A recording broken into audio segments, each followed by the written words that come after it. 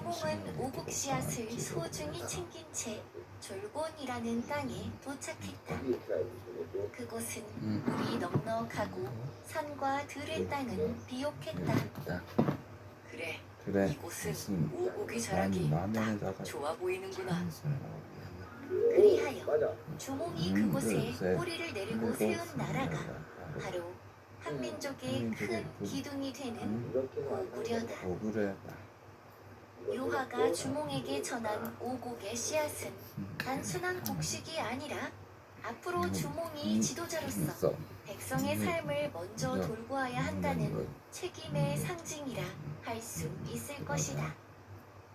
오구려는 우리 민족의 뿌리이며 그 시작에 선 인물 주몽과 어머니 요하의 이야기는 오늘날까지도 깊은 울림을 주는 흥미로운 전설이 아닐 수 없다. 더 흥미롭고 재미있는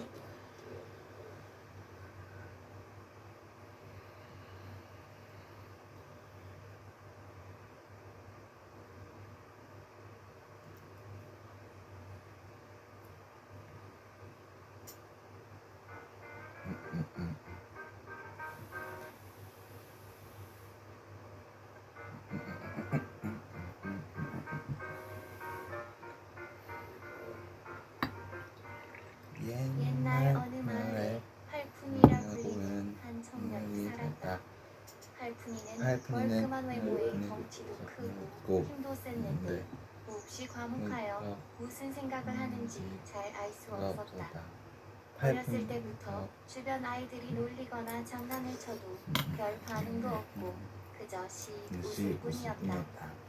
꼭 필요한 말이 아니면 하지 않아 팔푼이를 처음 본 사람들은 그를 벙어리로 오인하기도 했다.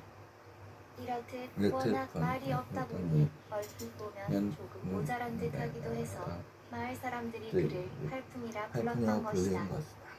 하루는 마을의 박부자 집에서 머슴을 구하다가 팔푼이를 불러들였다. 박부자와 박부자의 아내는 팔푼이를 요리조리 살펴보았다. 박부자가 보니 팔푼이는 소문대로 몸이 탄탄하고 힘도 셌다. 그가 굳이 팔푼이를 찾은 이유가 있었다.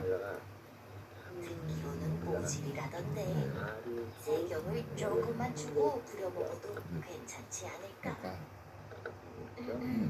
너 세경을 얼마나 주면 되겠느냐? 1년 일하고 몇 반석 정도면 충분하겠지.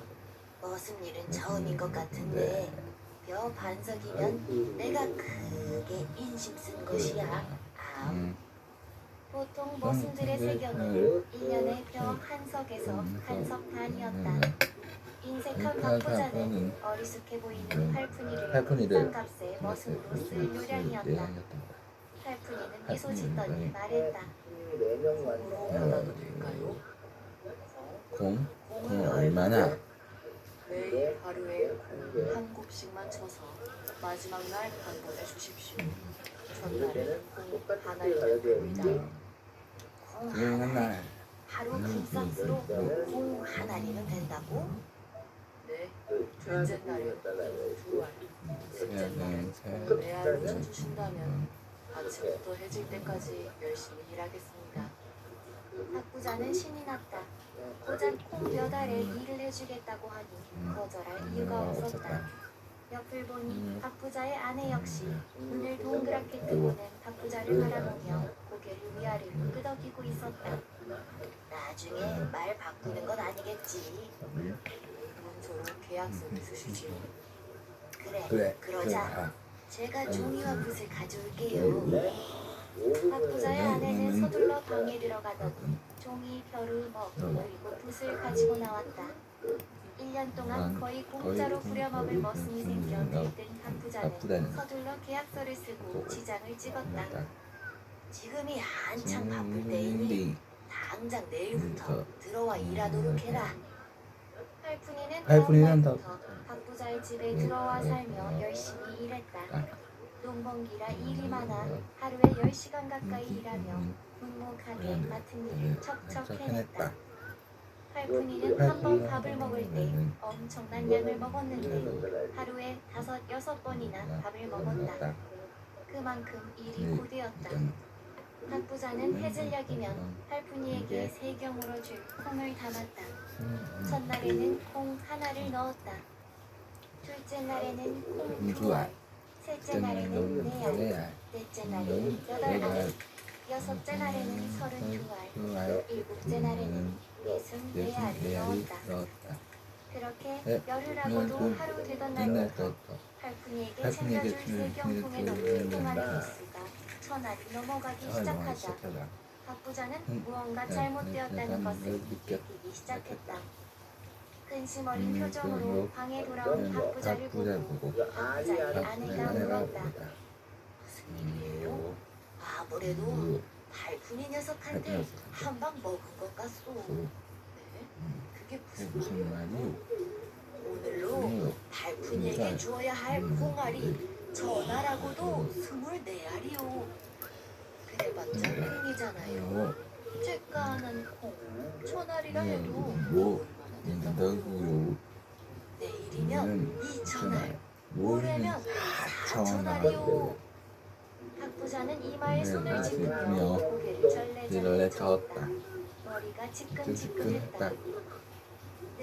내가 공짜에 눈이 멀어 생각이 짧았소. 팔푼이 녀석에게 1년째 되는 날 주게 되는 콩이 과연 몇 개나 될 것 같소. 셀 수도 없을 거요. 우리 집을 다 팔아도 모자랄지 모른다는 말이오.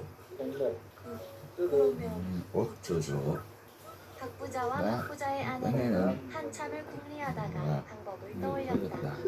박부자와 팔푼이가 쓴 계약서를 위조하는 것이었다. 박부자는 팔푼이와의 계약서를 머슴이라는 글 앞에 달을 슬며시 적어 넣었다.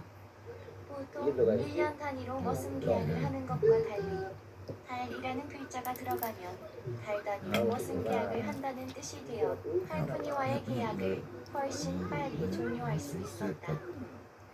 그리하여 박부자는 팔푼이가 일을 시작한 지 한 달째가 되자마자 팔푼이를 불렀다. 그리고 콩 5마리를 들려주고 계약서를 보여주며 말했다. 세경은 넉넉히 챙겨주었다. 약조한 대로 달 계약이 끝났으니 내일부터는 나오지 않아도 된다. 박부자와 박부자의 아내는 혹시 팔푼이가 다른 말을 할까 해 노심초사하며 팔푼이를 바라보았다. 그러나 팔푼이는 계약서를 바라보더니 아무 말도 하지 않고 씩 미소 짓더니 콩 5마리를 짊어지고 집으로 돌아갔다. 박부자 내외는 휴 안도의 한숨을 내쉬었다. 아이고 순진한 모질인 줄 알았는데 아주 속이 끔끔한 놈이었구만. 하마터면 큰일 날 뻔했어요. 콩 5말로 끝났으니 다행이에요. 박부자와 팔푼이의 이야기는 마을에 쫙 소문이 났고 한 과부의 귀에도 들어갔다. 과부는 농사도 많이 짓고 부자였는데 시부모와 남편이 모두 죽어 혼자 5명의 머슴과 지내고 있었다. 그러다 머슴 하나가 일이 생겨 일을 그만두게 되어 일손을 하나 더 찾고 있던 차에 박부자와 팔푼이의 이야기를 듣게 된 것이다. 박부자라는 양반이 하나만 알고 둘은 모르는 어리석은 사람이고 그런 많이 보이는 실수에 넘어가다니 그렇게 어리석해서 대체 어떻게 부자가 과부는 자신은 팔푼이의 술수에 절대 넘어갈 리 없다고 생각하며 팔푼이를 불렀다. 직접 보니 팔푼이는 건장하고 힘도 세서 과연 탐이 나는 인물이었다. 우리 집에 들어와 무슨 살림을 할 테요? 얼마나 주십니까? 과부는 요놈 과부문을 반짝였다.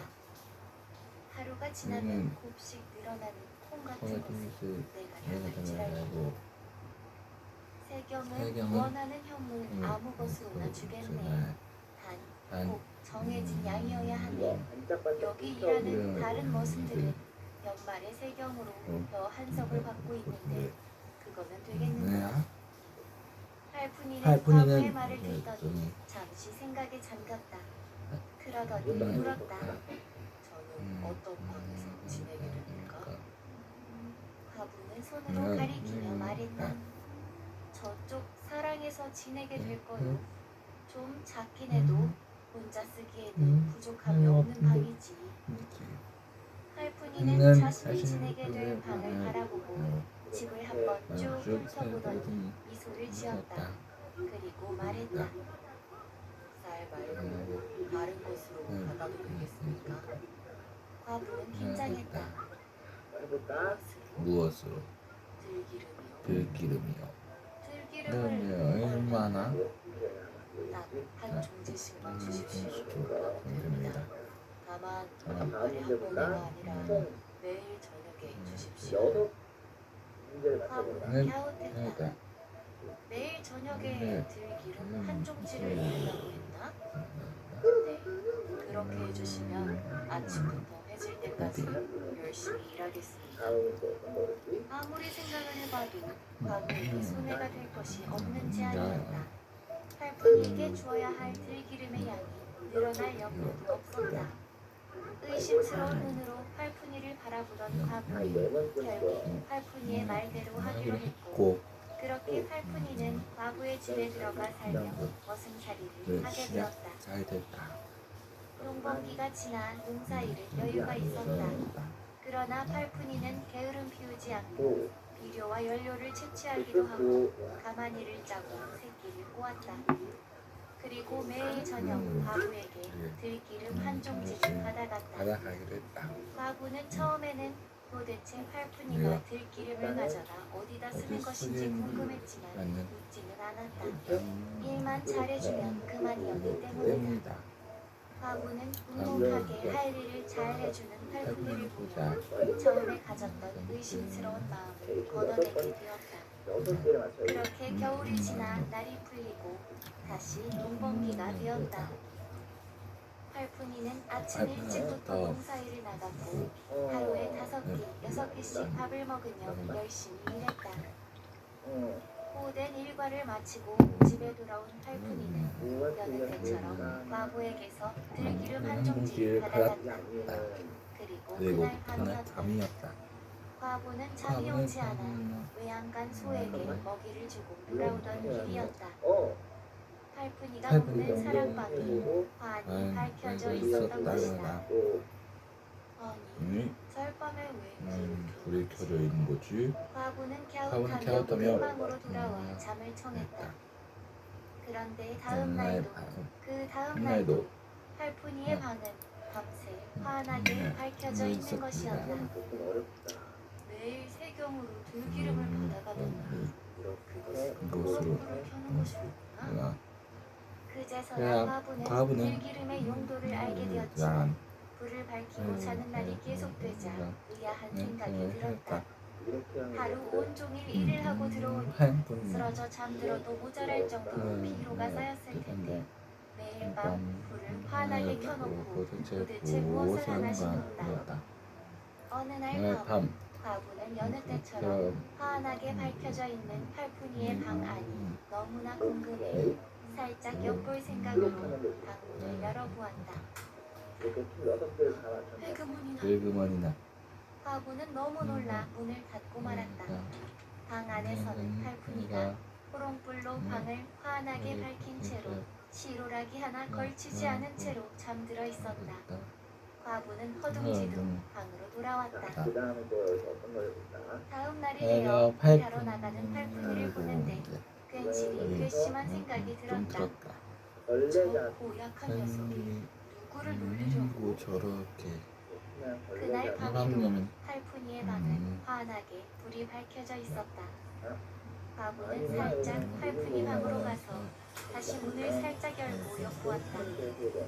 역시나 팔푼이는 오늘도 홀딱 벗은 채로 대자로 누워 코까지 골며 잠을 자고 있었다. 과부는 성질이 난 채로 방에 돌아왔다. 어쩐지 화가 났다. 자신이 남편과 시부모 없이 혼자 사는 과부라 놀리려고 저러나 싶었다.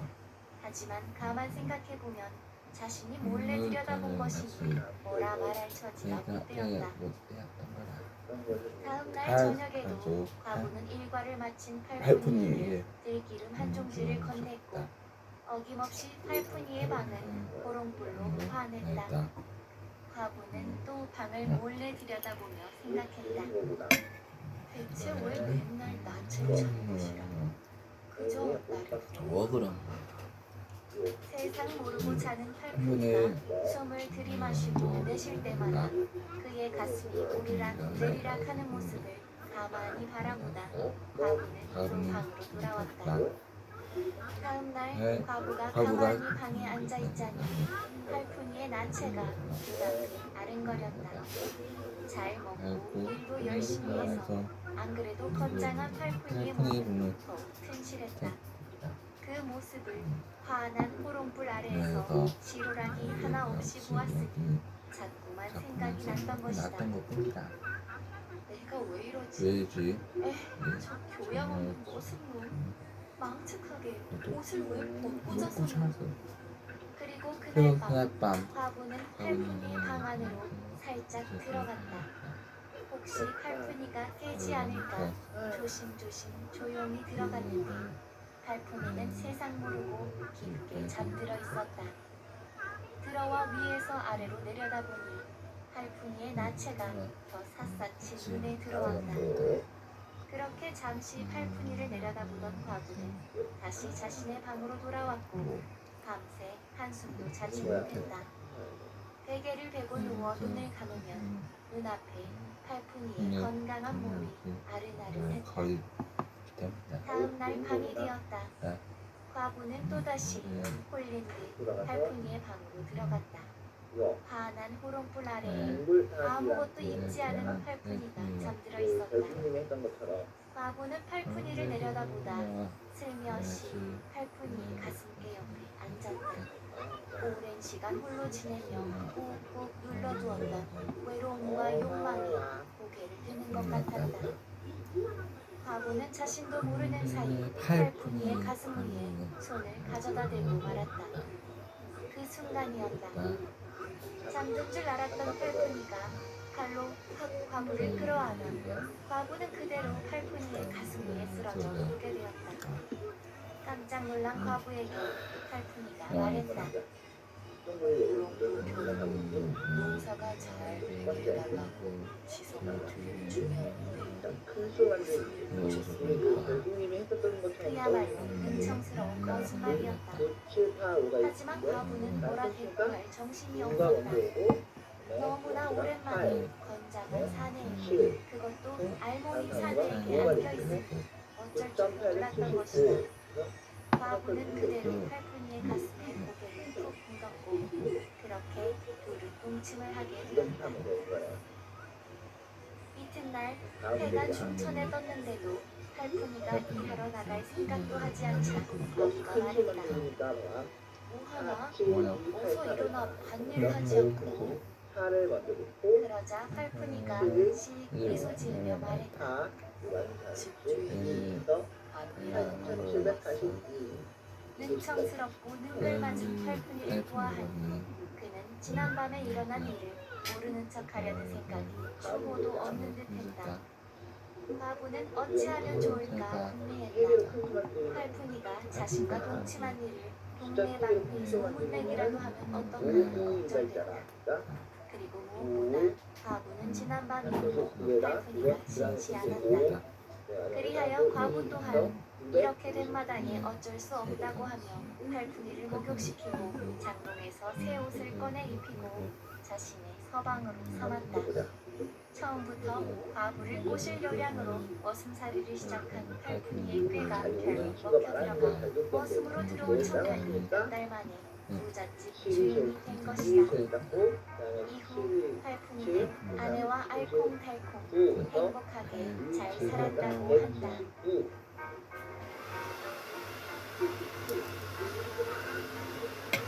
옛날 신라시대 모량리 어느 마을에 som승이라는 가난한 남자와 그의 아내가 살았다. 성품이 온순하고 이들내외는 늙은 어머니와 늦둥이 어린 아들 한 명을 키웠는데 매일 풀을 팔아서 겨우 먹고 사는 형편이었다. 부부가 날마다 부지런히 일해도 언제나 먹을 것이 모자랐는데 도심이 지극한 부부는 자신들의 끼니를 걸고 어머니의 밥상을 차려주는 날이 많았다.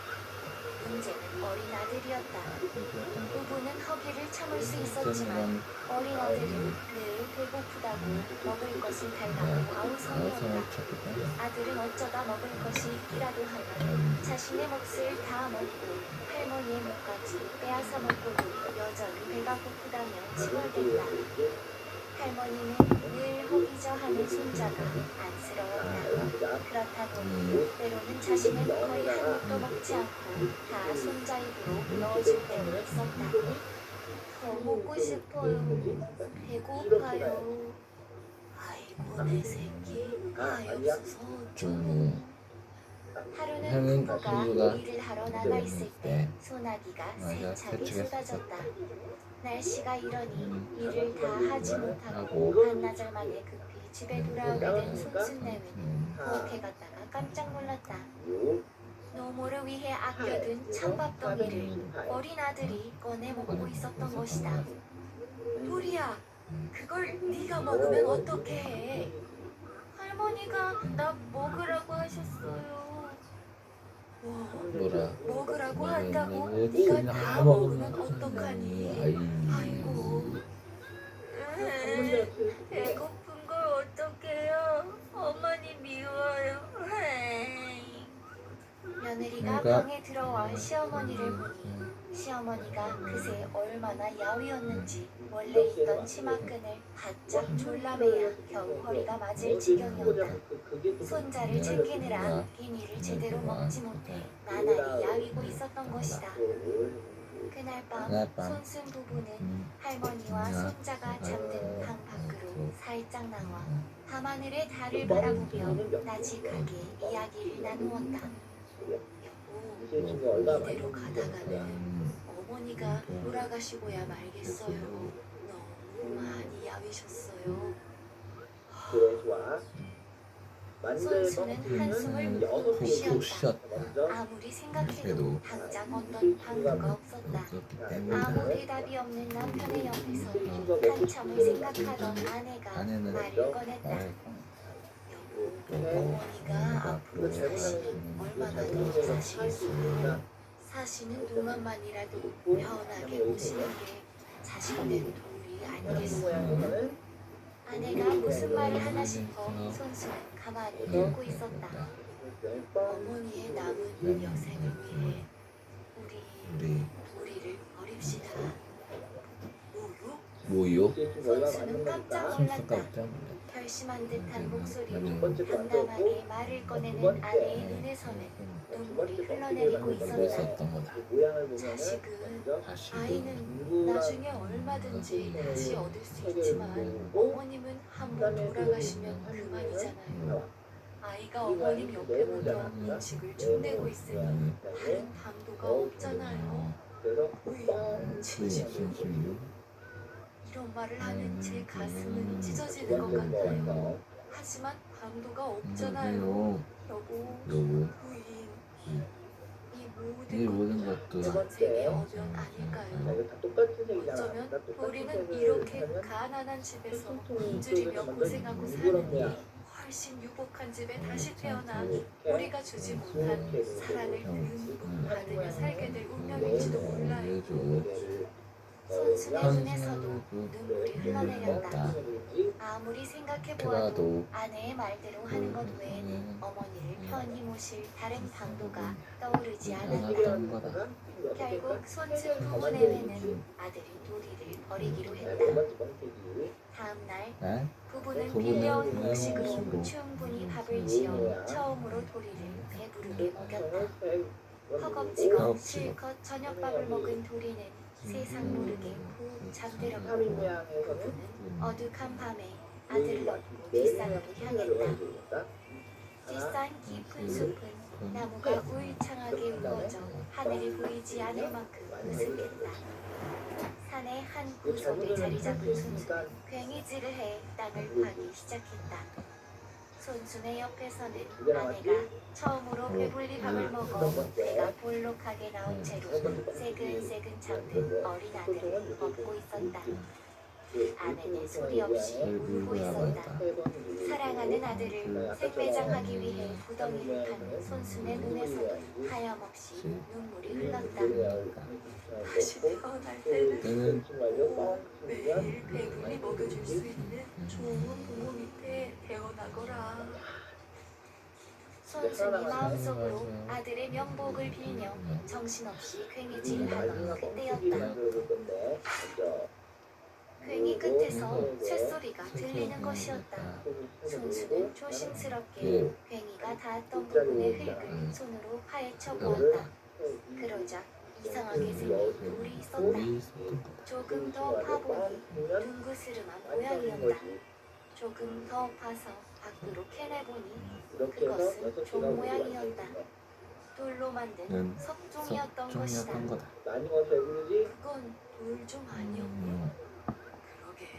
왜 이런 이상한 종에 종이 묻혀있지?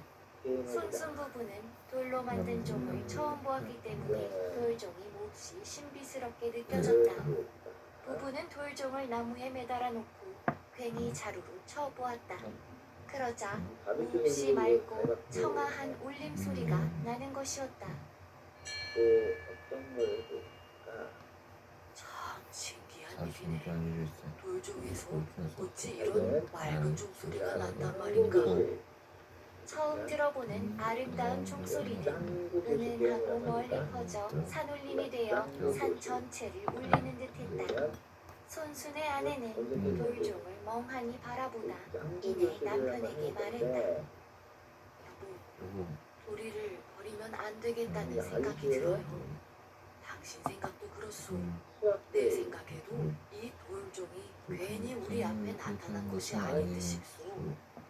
아이를 버리러 와서 땅을 파다가 이처럼 귀한 돌종을 얻었으니 이것은 필시 부처님이 우리 도리를 구해주려는 뜻인 것 같아요.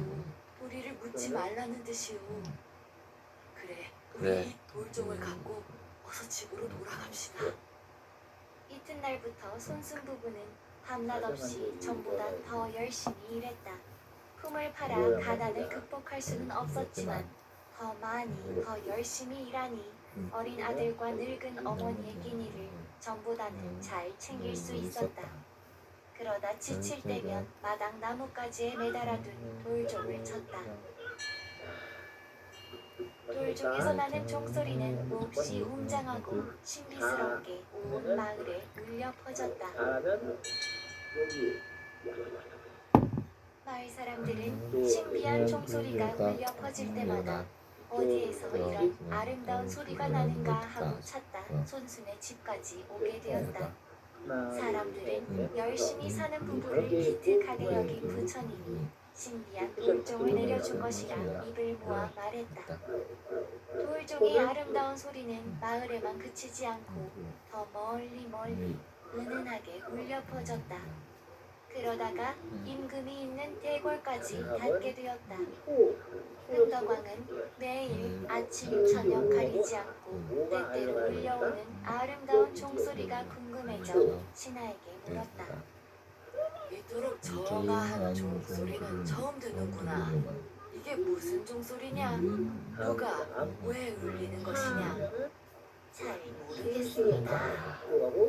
아무래도 보통 종소리 같지는 않으니 곧 알아오너라. 예. 임금의 명을 받은 신하들은 당장 종소리가 나는 곳을 찾아 달려갔다. 그리고 손순을 만나 신비한 돌종에 얽힌 사연을 캐물었다. 손순은 잠시 머뭇거렸으나 임금이 묻는 질문이었기에 사실대로 이야기할 수밖에 없었다. 신하는 그의 말을 듣고 곧장 대궐로 들어가 임금에게 그대로 아뢰었다. 손순 부부의 사연을 다 듣고 난 흥덕왕이 말했다. 옛날 중국 한나라에도 손순 같은 효자 왕거가 있었다. 어머니를 위해 아들을 땅에 묻으려고 무덩이를 파니 그곳에서 황금이 가득 담겨있는 돌솥이 나왔다. 왔다더구나. 필시 부처님도 손수 부부 내외 교심에 깊게 감명받으신 것이 틀림없다.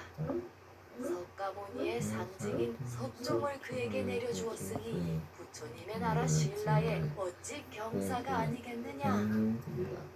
이 모든 것이 전하께서 백성을 바르고 어질게 다스려 주신 덕이옵니다.